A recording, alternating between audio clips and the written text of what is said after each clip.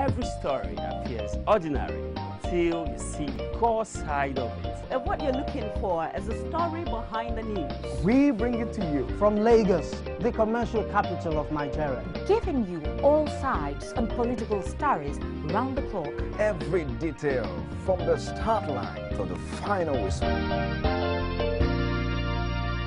CoreTV News, expanding your view.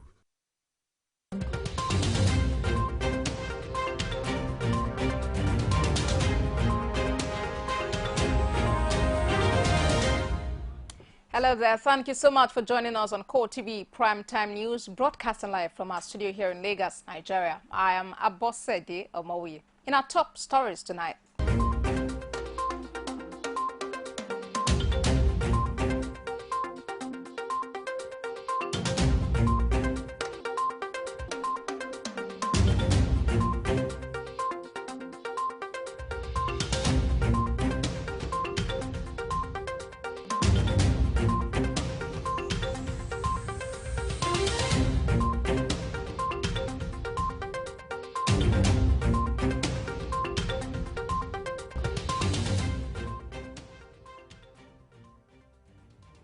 and thanks for joining us tonight. Now to details of the news. President Muhammadu Buhari says Nigeria will continue to sustain its peace-building effort, particularly in the West African sub-region. The president gave the assurance while playing host to the president of Liberia, Ellen Johnson Sirleaf, at the State House, Abuja. It says stopping the infiltration of terrorists in the West African sub-region is a critical issue which Nigeria is very much concerned about. Our State House correspondent, Abiola Oluwole, has more. Emerging from a 2-hour closed-door meeting, the two leaders took turn to brief the media. President Buhari says Nigeria will continue to support moves by the Lake Chad Basin Commission to end threats posed by insurgency in the region. He also thanked Ellen Johnson Sirleaf for the visit and assured that Nigeria remains committed to its bilateral relation with Liberia. The president also expressed Nigeria's commitment to democratic development in Africa. And we hope that we'll work together and make sure that the elections are successful. We are going to have the one in Benin, Niger, and I think Ghana, and 2 other countries. What affects any of the country or regions affect all of us. So it is in our own interest to discuss and see how we can support individual countries for the elections that are coming. The Liberian president thanked Nigeria for standing by our country at all times. She was particularly grateful to Nigeria for supporting Liberia deal with the deadly Ebola virus, saying a meeting with President Buhari also focused on matters of regional development in West Africa. I came to consult with him on matters relating to ECOWAS. Nigeria is the strongest partner, the strongest member of ECOWAS, and to be able to benefit from his vision and his counsel as to how we can make ECOWAS to continue to be such a strong force for promoting regional integration and cooperation. The Liberian president disclosed that since she assumed office, her administration has succeeded in reviving the nation's military as well as build sound democratic institutions to consolidate on the existing peace and development in the hitherto war-ravaged Liberia. From the presidential villa in Abuja, Abiola Oluwole, CoreTV News. President Muhammadu Buhari and President Ellen Johnson Sirleaf of Liberia are there. In other news, President Muhammadu Buhari has assured some British members of parliament that his government would ensure it rebuilds Nigeria. Receiving a team of British members of parliament led by a Nigerian, Honorable Chi Onwura, at the State House, Abuja, President Buhari pointed out Nigeria's expectations from Britain in the rebuilding process, harping on the affinity shared by the two countries. President Buhari said Nigeria and Britain share very close ties and there are vast opportunities for the countries. Addressing journalists after the meeting, Honorable Onwura, a Nigerian-born MP for Newcastle, said the team is in Nigeria to promote positive engagement between Nigeria and the UK. Omura discloses that her team is interested in how the diaspora could support the economic progress of Nigeria, as well as promotion of trade and diversification of the economy. Diversifying the economy as a way of growing the wealth of the nation is no doubt one of the best options of this administration. Many have been saying that over-dependence on oil has brought the Nigerian economy to its knees. And so when the Ooni of Ife came calling on President Muhammadu Buhari at the villa, he didn't fall short of expressing his support for diversification. State House correspondent Abiola Oluwole has more. Since ascending the throne of his forefathers, the Ooni of Ife has been moving around the country to hold meetings with different traditional rulers and leaders of government. After holding a closed-door meeting with President Buhari, the Ooni of Ife says, considering the fall of oil prices, diversifying the nation's economy will not be a misplaced priority. He maintains that Nigeria should cash into the upsurge in the price of cocoa by investing in agriculture to boost the national economy. Something happened in Nigeria that we didn't notice.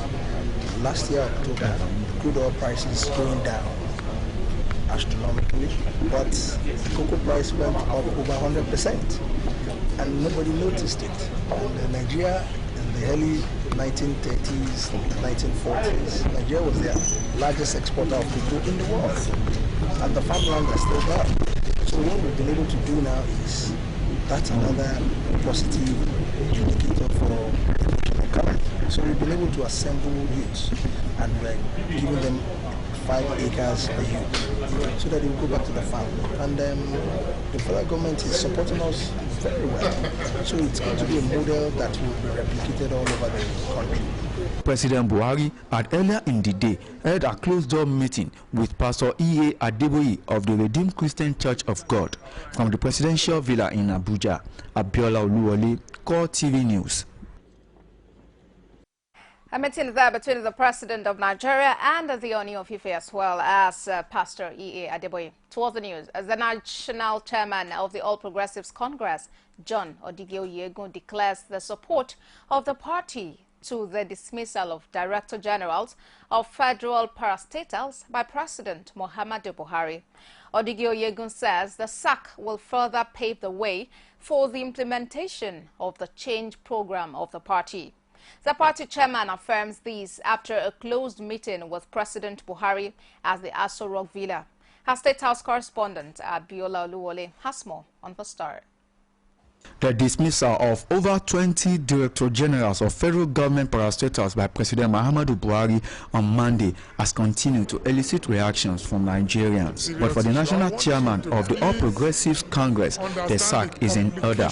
According to him, the action will enable government to entrench the change agenda. Oyegun blames the discrepancies noticed on the budget proposal on saboteurs among appointees of the immediate past administration. We are concerned about the internal sabotage that is going on in a lot of these PDP field positions, which are critical to our national growth, national development. It's happening in INEC, it's happening in a lot of other institutions, and that's what the concern of the party is, not necessarily taking over. We should take over, and there should be people who believe in the change agenda. The 2016 budget proposal has continued to be a subject of controversy, a situation most Nigerians are describing as a national embarrassment. From the presidential villa in Abuja, Abiola Oluwole, CoreTV News.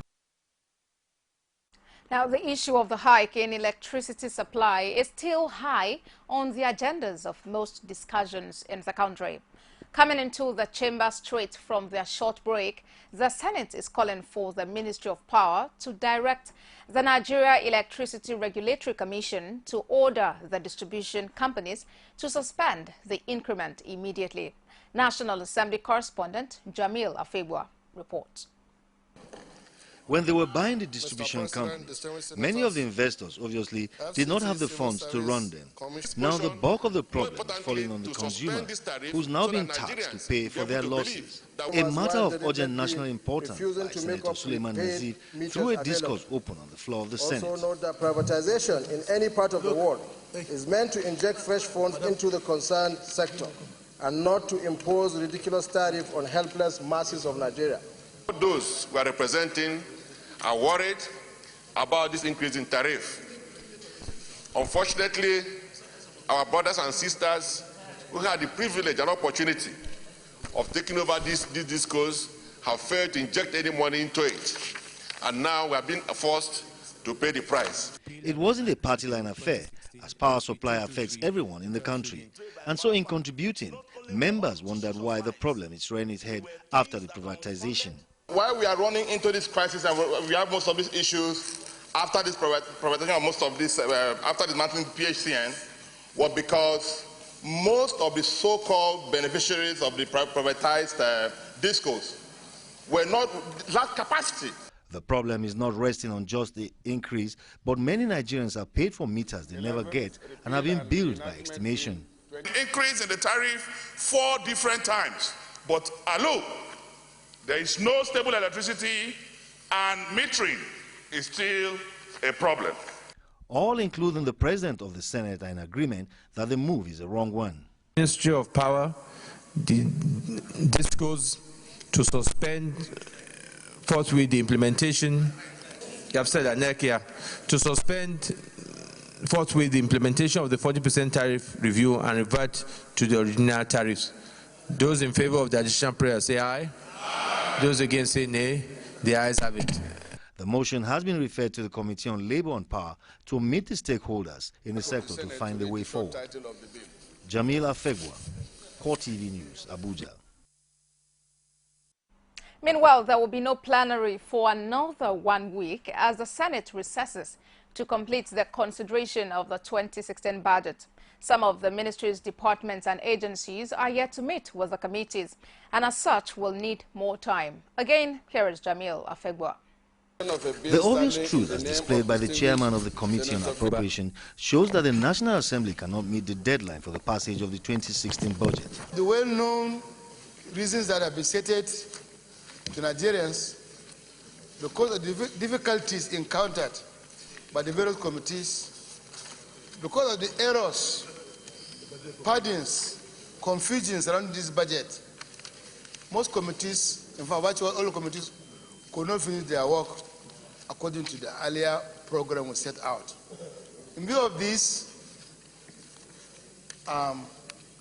there was no way to continue with the initial program. And we proposed that everything has to be treated by at least 1 week.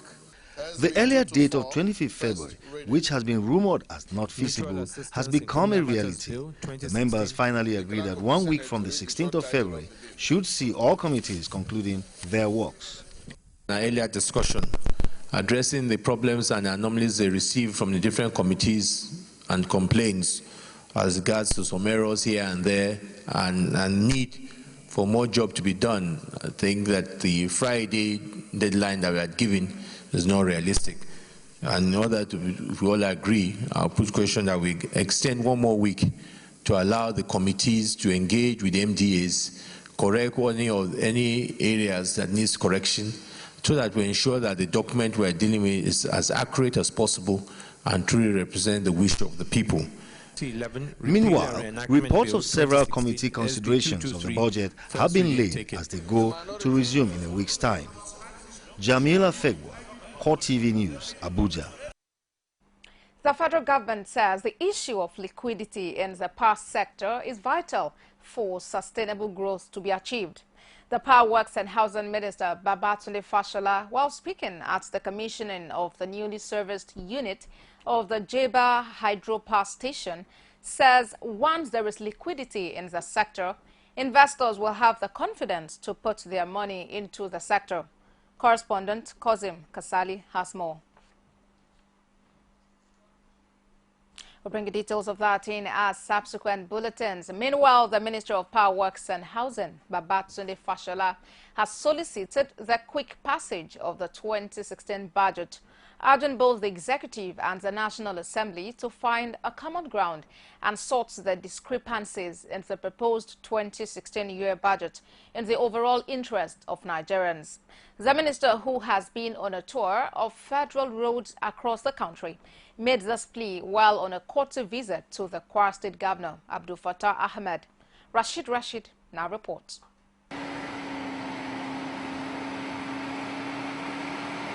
The Ilorin-Jeba road, like some other federal roads across the country, is an eyesore needing urgent attention. Hence, the assessment tour by the Minister for Works, Power and Housing, Babatunde Fashola. Meeting with his host, the Kwara State Governor Abdul Fattah Ahmed, the minister disclosed that President Muhammadu Buhari has raised a committee to look into the claims of states which embarked on federal government projects in their states. When I assumed office, the entire budget for works for roads in Nigeria was 18 billion for the whole of Nigeria. And all of us are now seeing where the money went in all sorts of gates and highways.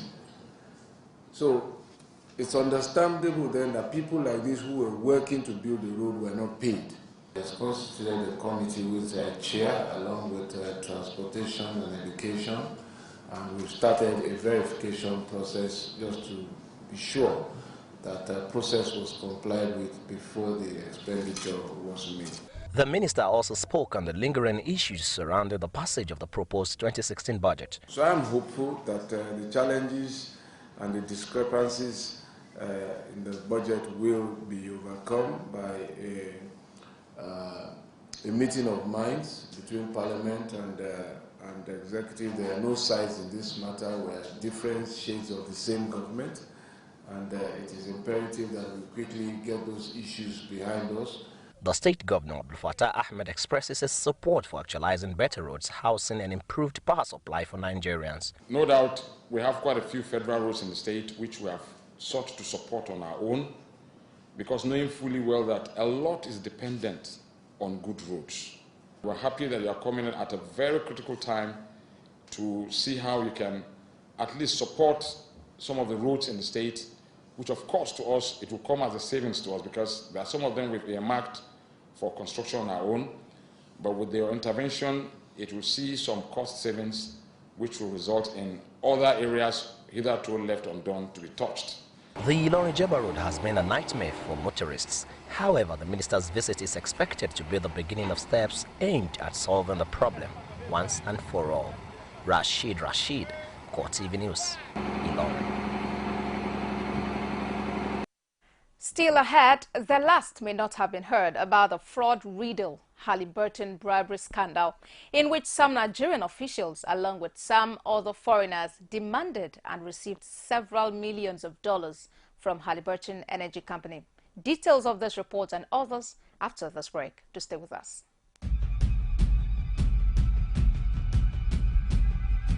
Are you aware that the death percentage attributed to Lassa fever cases is currently put at 43.2%, a figure considered very high? Lassa fever, an acute viral illness characterized by high fever, muscle aches, mouth ulcers and bleeding in the skin, is harbored by rats and spread to humans via the urine and droppings of rats. To prevent Lassa fever, avoid any exposure with rodents, rats, as well as food and objects contaminated with rat secretions and excretions. Report all suspected cases of Lassa fever immediately to the nearest healthcare institution. Help prevent Lassa fever. This message is from the Federal Government of Nigeria.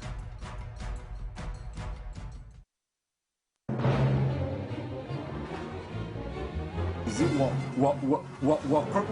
crazy or autocracy? Or what type of crazy is that? Except crazy. News making the headlines. Black Maria is to carry criminals, treasure looters that are in government today. Sometimes it gets confrontational. Slap you in the face. Excuse me, don't put words into my mouth. Whatever it is that will bring our military to disrepute, I said to hell. On Core Digest. I want to know why I should be believing them. Every weekday. will bring all of these together and take them to the court of public opinion. Everybody has a right in Nigeria. Where you are the judge.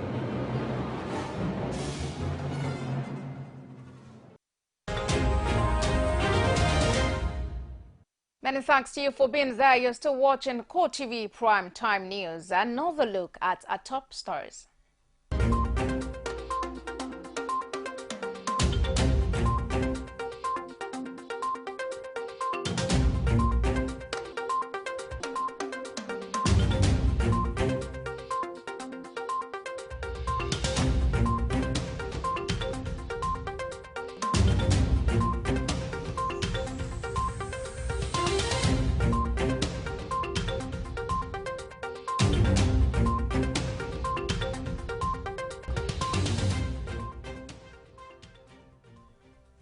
All our top stories, all the news and information can be found on our social media platforms. Facebook.com/CoreTV News. And on Twitter at CoreTV News NG. And of course also on our YouTube channel, it's youtube.com/CoreTV. Leave a space, the news. Moving on now, the last may not have been heard about the fraud-riddled Halliburton bribery scandal, in which some Nigerian officials, along with some other foreigners, demanded and received several millions of dollars from Halliburton Energy Company. Since 1994, when the Halliburton scandal broke, some of the foreigners involved in the scandal have not been jailed by their own countries, but consequently fined huge sums of monies amounting to about $1.8 billion. Our rights advocate Samuel Adiola, speaking on CoreTV News' flagship program, Core Digest, believes that President Muhammadu Buhari will fight headlong all those connected with the Halliburton scandal in Nigeria. And now the war against corruption in Nigeria no doubt dates to a very long time.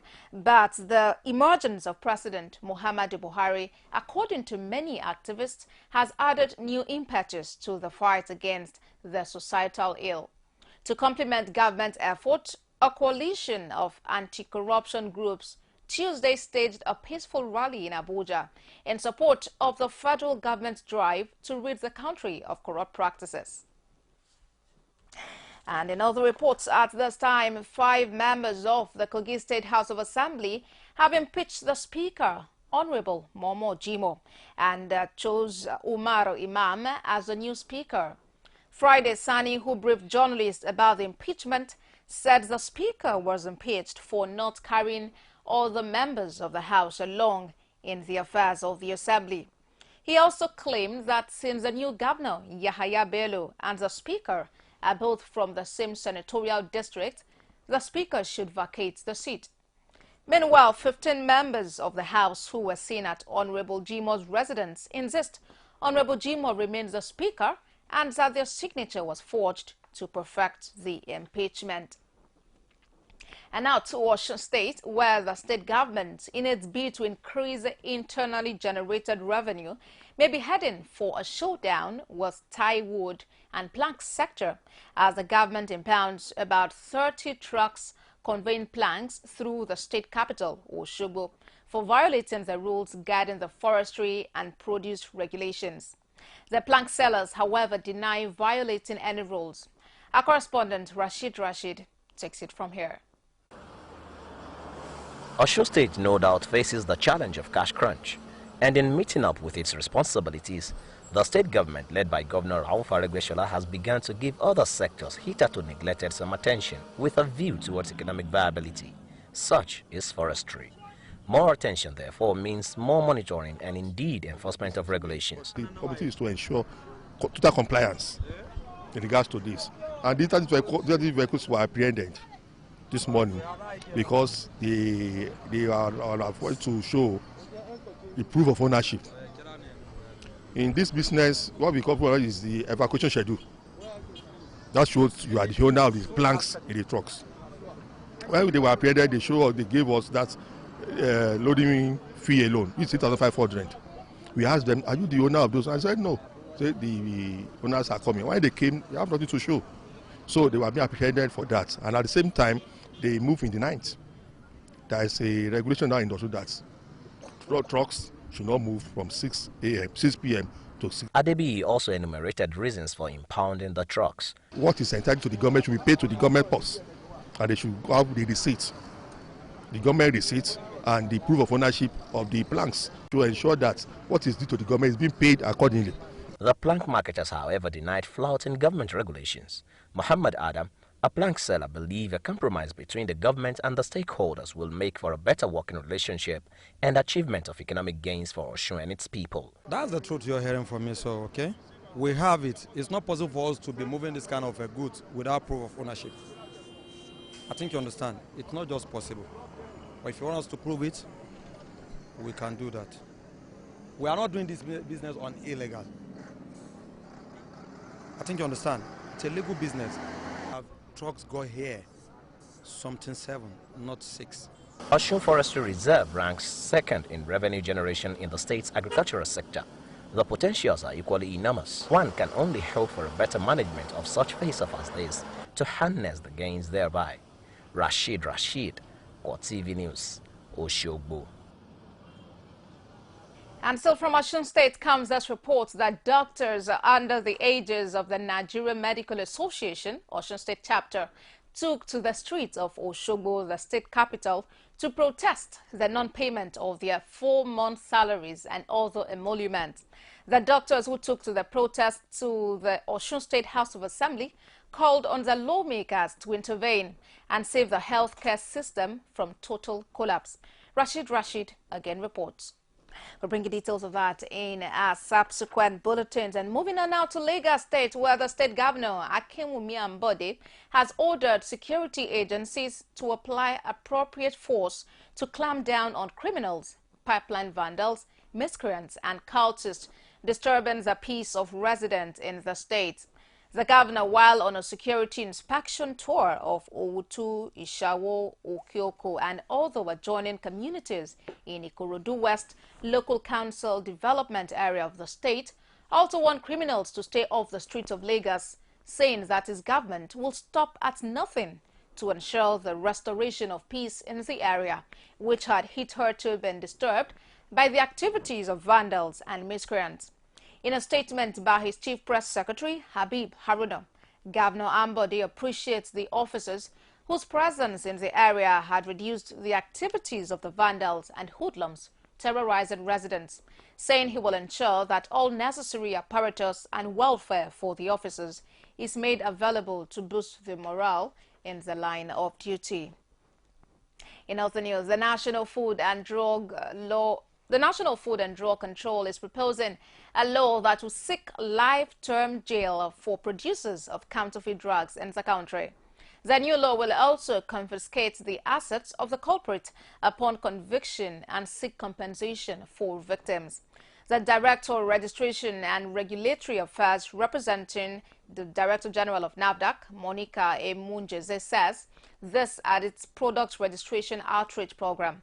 Bukola Feni has more, and this report from our studio. NAFDAC says it will, through its MAS mobile authentication service, use SMS to liaise with 5 service providers to detect counterfeit products. It says it will also make use of TrueScan to spot detection of counterfeit drugs. The Director General says counterfeiting of standard products is a major challenge the producers are facing. Terrain that are more stringent, then people are less likely to counterfeit products, knowing that if they are caught and taken to court and convicted, they have a very stiff penalty, stiff sentences like the jail term we talked about. So it will tend to desist some people. There are still some that will be recalcitrant, but you reduce the number of people that will want to engage in those activities. In order to eradicate any administrative bottlenecks in the system, the agency is creating a different unit to assist small business owners and ensure that products being manufactured are not substandard. It's really designed for you, the stakeholders. And apart from this, we also have a small business support desk.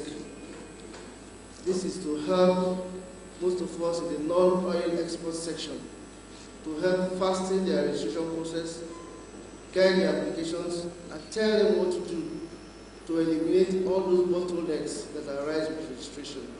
So it's our hope, and I'm expressing the wish of my director, that this program will really present the opportunities for everyone present to learn, find out solutions to those problems. NAFDAC says it will also ensure that counterfeit products are eliminated totally in the manufacturing sector.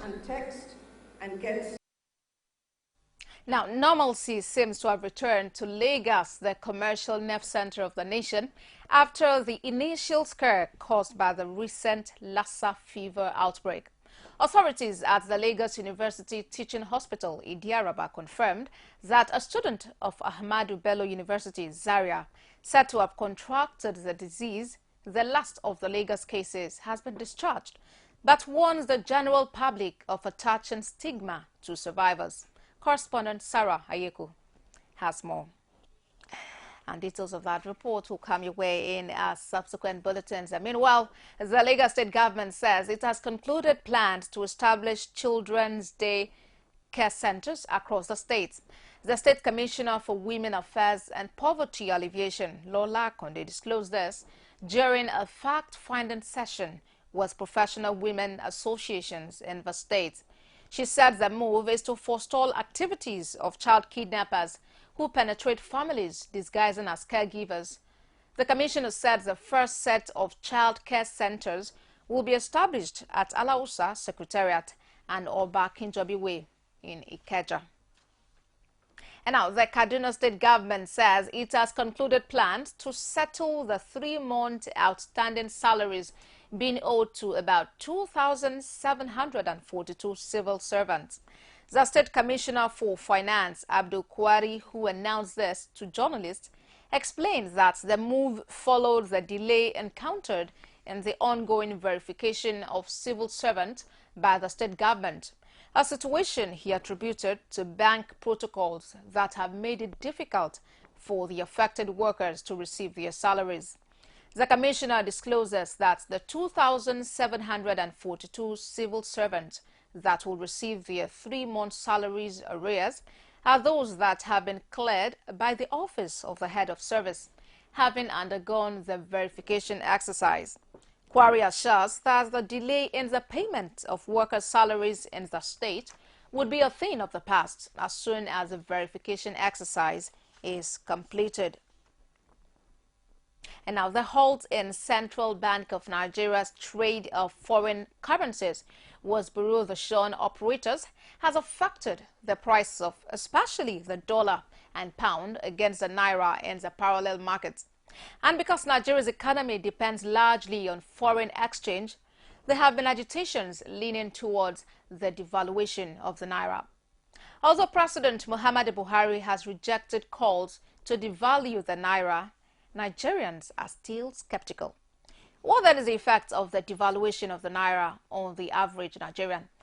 Our correspondent Akin Obakaye will bring us that in our subsequent bulletins. Meanwhile, now the Consumer Advocacy Foundation of Nigeria, CAFON, has called on Nigerians to declare March the 1st, 2016, No Banking Day, to protest excessive bank charges. Organizers of the boycott seem to be winning the hearts of Nigerians as the campaign intensifies against the central bank's directive to commercial banks to deduct charges from some transactions. Correspondent Victoria Solomon brings us that report. Okay, let's quickly take a quick break now, and when we come back, we'll bring you a report from outside Nigeria and from sports. To stay with us. You can now watch CoreTV News live from anywhere in the world on our website www.coretvnews.com. Click on Live TV on our website and watch us live. And welcome to CoreTV Primetime News. To follow us on Twitter, click on Twitter icon on our website. On Facebook, click on the Facebook and YouTube to see all our previous news production. You can also watch us live on YouTube. Click CoreTV, leave a space, then News. CoreTV News, a 24-hour news station.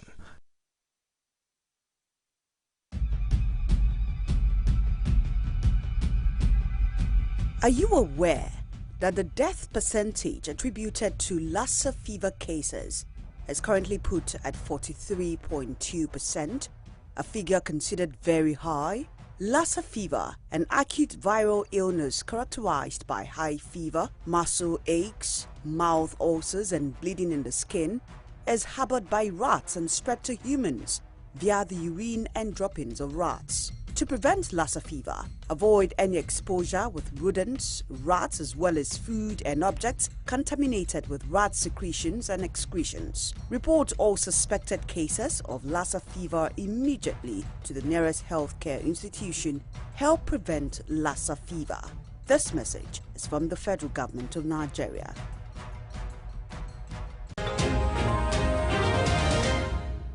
Back is to watching CoreTV Primetime News. Now to report from outside the shores of Nigeria.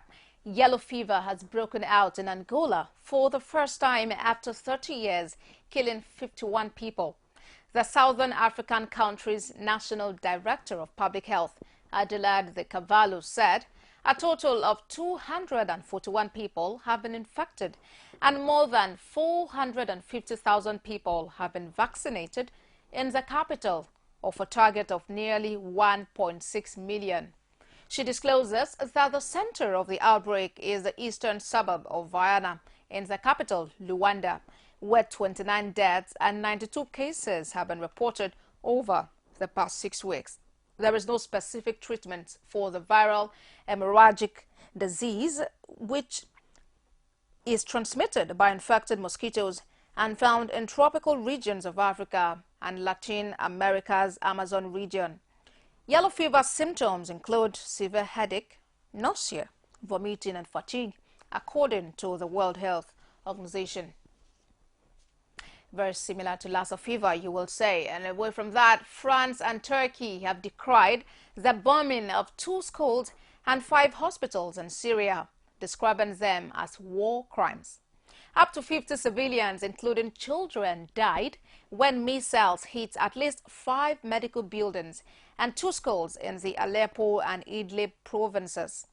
UN Secretary-General Ban Ki-moon said the raids violated international law and cast a shadow over efforts to end Syria's 5-year civil war. He did not say who was responsible for the attacks, but groups monitoring the conflict suspect the strikes were carried out by Russia, an ally of the Syrian regime. Russia's health minister, Veronika Vosova, has however denied that Moscow was responsible, saying its military had targeted Islamic State of Iraq and the Levant, ISIL infrastructure, but had no reason to believe it bombed civilians. And Russia has denied being responsible for the raids on 2 schools and 5 hospitals, which killed at least 50 people. Kremlin spokesman Dmitry Peskov describes the accusations as unsubstantiated, adding that Russia categorically rejects and do not accept such statements. The rejection followed claims by France and Turkey that the bombing of 2 schools and 5 hospitals in Syria were war crimes. The Kremlin spokesman adds that Moscow prefers to rely on first-hand sources of information, which is said in this case would be the Syrian government. And still on the foreign scene, after talks in Damascus today, the UN Special Envoy to Syria, Staffan de Mistura, says the Syrian government has a duty to allow access to whoever needed it. The 7 areas named by the UN for aid are Deir el-Zor, a city in the east under siege from the Islamic State, Foua and Kefraya in northern Idlib province, besieged by rebels, Madaya, Muadamiya, Kafr Batna and Zabadani, all in the Damascus area under siege from government forces. Meanwhile, Syrian President Bashar al-Assad has cast doubt on the cessation, warning it would be difficult to implement and would not mean all parties would stop using weapons. His forces, backed by Russian air power, have been advancing in the north and threaten to surround the key city of Aleppo. Let's now talk sports. Our style, and that's what he delivered. And sport at this time, head coach of the Nigerian national under-23 side, Samson Siasia, says he's willing to invite Manchester City under-23 squad man Kelechi Iheanacho ahead the Rio 2016 Olympic Games holding in Brazil.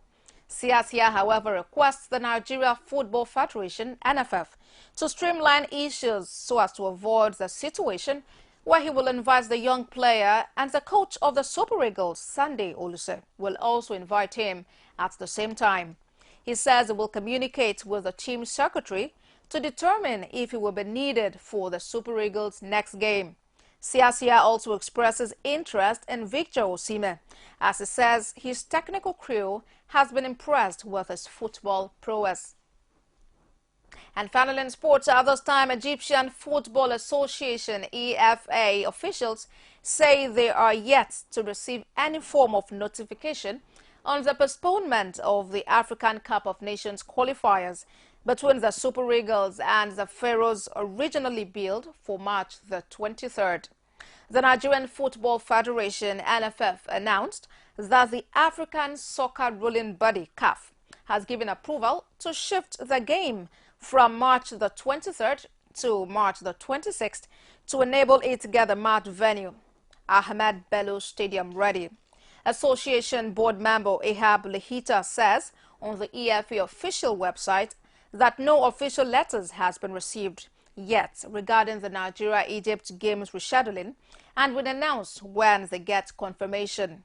The match is a must-win for the Super Eagles of Nigeria if they wish to seal their chances of qualifying for the 2017 AFCON. That's it on CoreTV Primetime News, but before we go, another look at our top stars.